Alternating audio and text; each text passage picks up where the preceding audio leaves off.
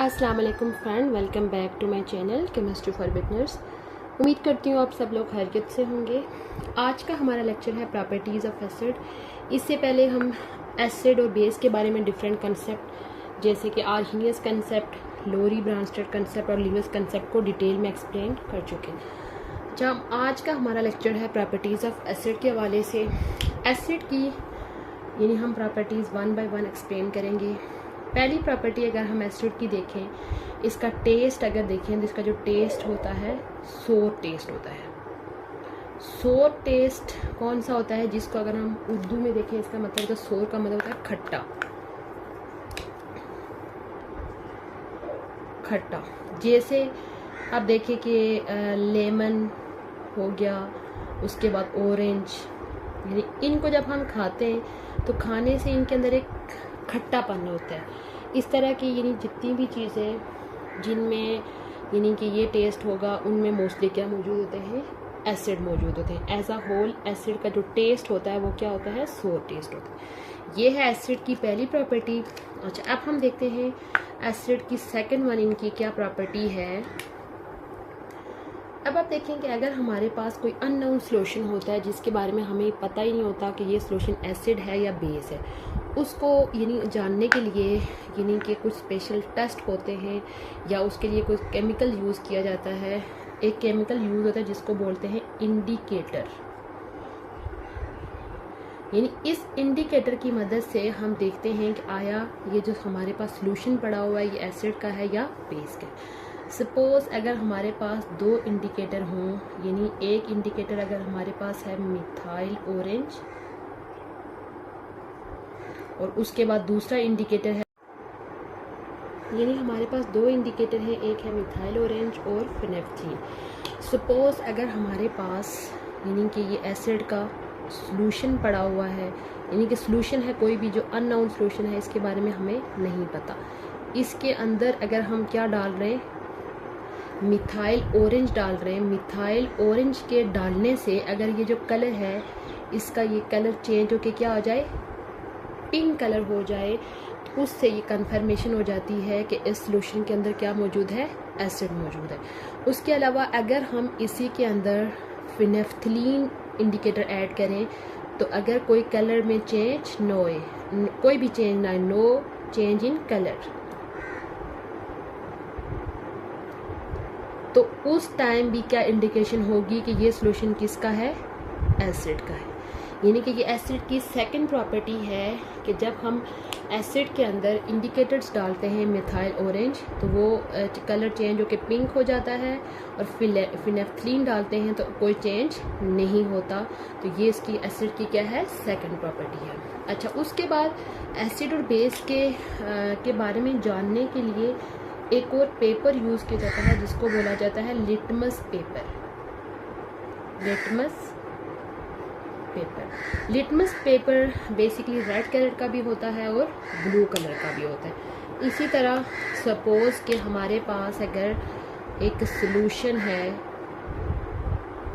Acid का, इसके अंदर अगर हम लिटमस पेपर डाल रहे हैं तो लिटमस पेपर बेसिकली वो खुद होगा किस कलर का, ब्लू कलर का। अगर है ब्लू कलर का लिटमस हम इसमें डाल रहे हैं, जो ही हम ब्लू कलर का लिटमस एसिड के अंदर डालेंगे तो वो ब्लू लिटमस को किस में चेंज कर लेगा, रेड में चेंज हो जाएगा। कौन से कलर में चेंज हो जाएगा, रेड। इससे भी ये इंडिकेशन होती है कि ये कौन सा है, एसिड है। ये एसिड की सेकंड प्रॉपर्टी है। थर्ड प्रॉपर्टी है कि एसिड जो होता है वो ब्लू लिटमस पेपर को किस में चेंज कर लेता है, ब्लू को चेंज कर लेगा रेड में, रेड कलर में चेंज कर लेगी। ये एसिड की थी थर्ड वन प्रॉपर्टी।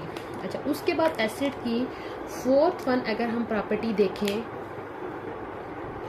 तो ये गुड कंडक्टर होते हैं हीट, गुड कंडक्टर होते हैं हीट और इलेक्ट्रिसिटी के। यानी अगर आप एसिड को किस में डालें, यानी कि हमारे पास कोई एसिड है उसको अगर हम पानी में मिक्स करें, एसिड को जब हम पानी में मिक्स करेंगे ये हमारे पास जो सॉल्यूशन बनेगा, इस सॉल्यूशन को हम क्या बोलेंगे, एक्वस सॉल्यूशन।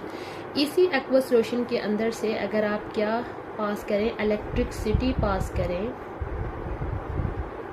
यानी अगर आप इलेक्ट्रिसिटी देखें, आपने बिजली की तार अगर किसी एक कोने में अभी भी डाली हुई है, आपको पूरे सॉल्यूशन के अंदर आप हाथ लगा के देखेंगे तो आपको करंट फील होगा। तो उससे हमें ये पता चलता है कि जब भी किसी एसिड का जब एक्वस सॉल्यूशन बनाया जाता है तो उसके अंदर से आसानी से लाइट क्या हो जाती है, पास हो जाती है। ये है एसिड की प्रॉपर्टी नंबर 4 कि एसिड जो होते हैं एक्वस सॉल्यूशन बना के गुड कंडक्टर होते हैं हीट और इलेक्ट्रिसिटी। अच्छा, उसके बाद इसकी अगर हम 5th वन प्रॉपर्टी देखें कि इनका जब मेटल के साथ रिएक्शन होता है तो वो किस तरह के होता है, reaction with metals. Metals basically आप ये क्लास 9th में इनके बारे में पढ़ चुके हो, यानी पीरियोडिक टेबल के वो एलिमेंट जो यानी कि इलेक्ट्रॉन देने की एबिलिटी रखते हैं, इलेक्ट्रॉन लूजिंग यानी मोस्टली इलेक्ट्रॉन डोनेटिंग एबिलिटी होती है, यानी इलेक्ट्रॉन को देने की एबिलिटी इनमें होती है। और ये पीरियोडिक टेबल के राइट साइड पे पीरियोडिक टेबल के लेफ्ट साइड पे और बॉटम वाली साइड पे मौजूद होते हैं। जब ये रिएक्शन करेंगे तो किस तरह का होगा, सपोज हम यहाँ पे 2 मेटल ले लेते हैं। एक मेटल हमारे पास जिंक, इसका रिएक्शन हम कर रहे हैं एसिड के साथ। एसिड हमारे पास ये HCl है। यहाँ पे आप देखें कि जब ये आयनाइज होता है तो आयनाइज होने से, और इसका हमने ये एक्वस सॉल्यूशन लेना है। आयनाइज होने से आपको पता है ये 2 तरह के आयन बनाता है। जिंक जो होता है वो कितने इलेक्ट्रॉन लूज करने की एबिलिटी रखता है, 2 इलेक्ट्रॉन। तो अब इसको सेटिस्फाई करने के लिए क्लोरीन के कितने आयन इसके साथ मिलेंगे, 2 आयन मिलेंगे। तो हमारे पास क्या बन जाएगा, ZnCl2 मिलेगा। अच्छा, उसके बाद आप देखें ये वाला हाइड्रोजन यानी कि यहाँ पे यानी कि 2 H पॉजिटिव और H पॉजिटिव आपस में मिलके यानी कि ये हाइड्रोजन गैस यहाँ पे रिलीज होगी। यानी कि एसिड की ये प्रॉपर्टी है कि एसिड जब भी किसी मेटल के साथ रिएक्शन करते हैं तो कौन सी गैस रिलीज करते हैं, हाइड्रोजन गैस रिलीज होती है। अब हम नेक्स्ट प्रॉपर्टी देखते हैं, reaction with carbonates and bicarbonates. Reaction with carbonates and bicarbonate. अब देखेंगे फर्स्ट ऑफ ऑल यानी आपको ये कैसे पता चलेगा कि ये जो कंपाउंड है ये कार्बोनेट है या बाइकार्बोनेट है। आपने एक चीज़ याद रखनी है कि अगर किसी कंपाउंड के लास्ट पे ये लिखा हुआ है CO3 2 नेगेटिव यानी कि CO3 लिखा हुआ है तो ये क्या होगा, कार्बोनेट होगा। और अगर किसी कंपाउंड के लास्ट पे ये लिखा हुआ है यानी HCO3 लिखा हुआ तो ये क्या होगा, बाइकार्बोनेट। अब इसके पीछे आप कोई भी कंपाउंड यानी कोई भी मेटल लगा लें, उनका हम रिएक्शन देखते हैं एसिड के साथ। सपोज हमारे पास यहाँ पे क्या है, कैल्शियम कार्बोनेट है। क्या है, कैल्शियम कार्बोनेट। जब ये रिएक्ट करता है एसिड के साथ तो ये रिएक्शन किस तरह का होता है, यहाँ पे आप देखें इसकी जो आयनाइजेशन होती है, आयनाइजेशन होके ये भी 2 आयन बना लेता है। एक हमारे पास कैल्शियम आयन बनता है और साथ में दूसरा आयन क्या बनता है, ये वाला आयन बनता है। इसी तरह आप देखें इसकी जब आयनाइजेशन होती है तो इससे हमारे पास H पॉजिटिव और Cl नेगेटिव बनता है। अच्छा, अब यानी कि इसमें हमारे पास ये कैल्शियम और ये क्लोरीन ये आपस में मिलते हैं। इनके मिलने से हमारे पास क्या बन जाता है, एक बनता है हमारे पास कैल्शियम क्लोराइड। क्या बनता है, कैल्शियम क्लोराइड बनता है। अच्छा, उसके बाद कार्बोनेट से हमारे पास कार्बन डाइऑक्साइड गैस रिलीज होती है यहाँ पे, और उसके साथ हमारे पास क्या बन जाता है, वाटर मॉलिक्यूल। ये किसके प्रोडक्ट है कि जब कैल्शियम कार्बोनेट जो है वो रिएक्शन करता है HCl के साथ। अच्छा, अब आप देखें दूसरा रिएक्शन भी हम देख लेते हैं कि जब यानी कि सपोज हमारे पास है सोडियम बाइकार्बोनेट, उसके साथ जब HCl का रिएक्शन हो रहा है तो सेम उसी तरह यानी कि जब इसकी आयनाइजेशन होगी तो इसके यानी आयंस में अलग करके लिख लेती हूँ। इसकी आयनाइजेशन होगी तो इसकी आयनाइजेशन से हमारे पास एक Na पॉजिटिव बनेगा और दूसरा आयन क्या बनेगा, HCO3 नेगेटिव, एक ये आयन बन जाएगा। इसकी आयनाइजेशन से हमारे पास ये 2 आयन बने होंगे एक बनेगा H पॉजिटिव और दूसरा बनेगा Cl। तो यहाँ पे ये सोडियम और ये Cl जो है वो आपस में रिएक्शन करके क्या बना लेंगे, NaCl बन जाएगा। उसके अलावा यहाँ पे CO3 में से यानी कि HCO3 में से हमारे पास कार्बन डाइऑक्साइड गैस रिलीज होगी और साथ में क्या बन जाएगा, वाटर। ये था हमारा रिएक्शन कार्बोनेट के साथ और बाइकार्बोनेट के साथ। यानी एसिड की ये प्रॉपर्टी है कि जब वो कार्बोनेट और बाइकार्बोनेट के साथ रिएक्शन करते हैं तो हमारे पास कौन सी गैस रिलीज होती है, कार्बन डाइऑक्साइड गैस रिलीज होती है। नेक्स्ट है यानी कि property number 7, reaction with water. यानी कि जब ये वाटर के साथ रिएक्शन करते हैं, सपोज हमारे पास एक एसिड है HCl और जब ये वाटर के साथ रिएक्ट करता है तो वाटर यानी अपना लोन पेयर यूज़ करके इससे H पॉजिटिव ले लेता है, तो इससे हमारे पास क्या बनता है, हाइड्रोनियम आयन और साथ में यानी कि Cl नेगेटिव। इसी तरह हम एक और अगर एसिड लें CH3COOH, जब ये वाटर के साथ रिएक्ट करेगा तो इसी तरह यानी ये H को यहाँ से ले लेगा तो हमारे पास हाइड्रोनियम आयन बन जाएगा और साथ में एसीटेट आयन बनेगा। यानी कि ये इनकी प्रॉपर्टी होती है कि जब ये वाटर के साथ रिएक्ट करते हैं तो हाइड्रोनियम आयन बनाते हैं। अच्छा, उसके बाद इनकी नेक्स्ट प्रॉपर्टी देखें, प्रॉपर्टी नंबर 8, कि इनकी जो नेचर होती है कोरोसिव नेचर होती है।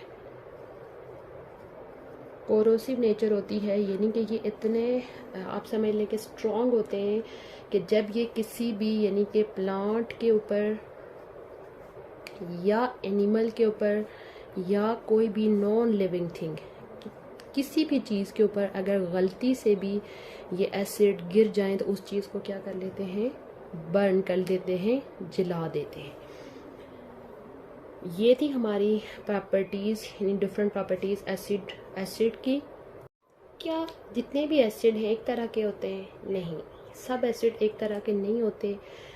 अब एसिड को दो मेन टाइप्स में डिवाइड किया जाता है, strong acid and weak acid. ये किस बेस पे उनको डिवाइड किया जाता है, उनकी आयनाइजेशन की बेस पे, कि यानी कौन सा एसिड जो है वो कितना आयनाइज हो सकता है। वो एसिड जो मुकम्मल तौर पर आयनाइज हो जाते हैं उनको स्ट्रॉन्ग एसिड कहा जाता है, और यही वो एसिड होते हैं जिनका इस तरह का इफेक्ट होता है यानी हर चीज़ को जला देते हैं।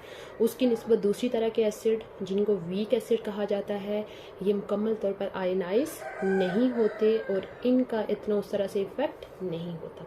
अब हम कुछ एग्जाम्पल देख लेते हैं कि स्ट्रॉन्ग एसिड कौन कौन से हैं।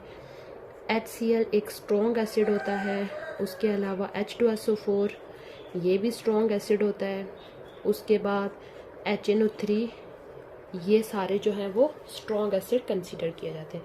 उसके अलावा वीक एसिड में देखें तो एसिटिक एसिड हो गया जो सिरके के अंदर होता है। अच्छा, उसके बाद H2CO3 कार्बोनिक एसिड, ये वीक एसिड है जो कि मोस्टली हमारी यानी कि ये जो बारिश होती है, बारिश में ये मोस्टली एसिड ये वाला मौजूद होता है। तो लेकिन आपको पता है कि जो ही ये वाले एसिड रेन में आते हैं तो उस रेन को कौन सा एसिड रेन बोलते हैं, बट यानी कि ये तो हमेशा यानी रेन में प्रेजेंट होता है, बट उस रेन को एसिड रेन नहीं बोलते। ये हो गए वीक एसिड, यानी वो एसिड जो मुकम्मल तौर पर आयनाइज होने की एबिलिटी नहीं रखते, और ये एसिड जो मुकम्मल तौर पर आयनाइज होने की एबिलिटी रखते हैं। ये था हमारा आज का टॉपिक जिसमें हमने एसिड की प्रॉपर्टीज़ को डिटेल में देखा है। उम्मीद है आपको आज का लेक्चर अच्छा लगा होगा, और चैनल पे अगर पहली दफ़ा आए हैं तो चैनल को लाजमी सब्सक्राइब कर लीजिए और साथ में बेल आइकन प्रेस कर लीजिए ताकि हमारी जो भी न्यू वीडियो है उसका नोटिफिकेशन आपको मिलता रहे। इंशाल्लाह बहुत जल्द मैं एक न्यू टॉपिक के साथ हाजिर होंगी, तब तक के लिए अल्लाह हाफिज़।